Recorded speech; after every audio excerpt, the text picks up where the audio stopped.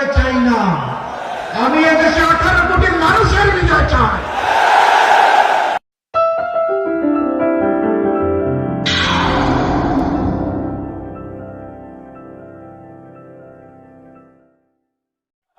আসসালামু আলাইকুম ওয়া রাহমাতুল্লাহ।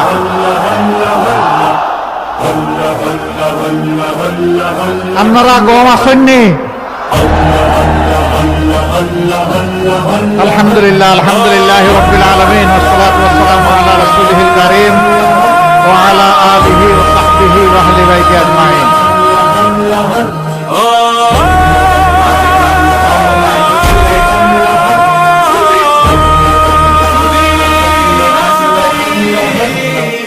এই মাটির বুকে লেখা আছে ইতিহাস, রক্ত আর ঘামে গড়া মানুষের বিশ্বাস। অন্ধকার পেরিয়ে আলো খোঁজে দেশ, ন্যায়ের পথে চলুক আগামীর আজ সিদ্ধান্তে দাঁড়িয়ে এসেছে সামনের চিত্রে, একটি ভুল বদলানে মানচিত্রে।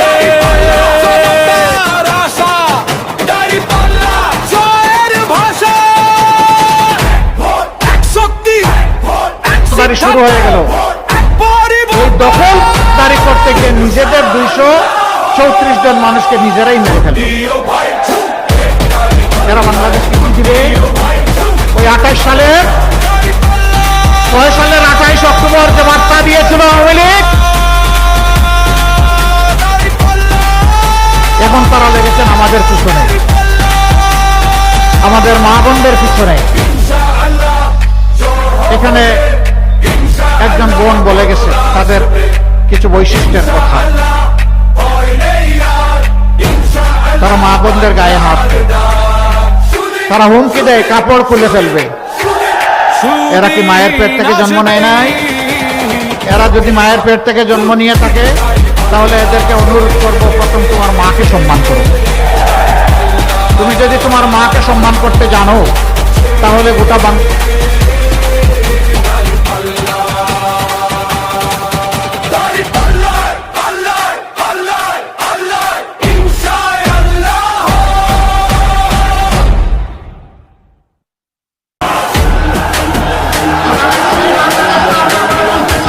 একটা ভোটে ভয় ভাঙে, একটা ভোটে অন্যায় কাঁপে, বিশ্বাসী রাখো এক হয়ে দাঁড়াও সুদিনের পথে।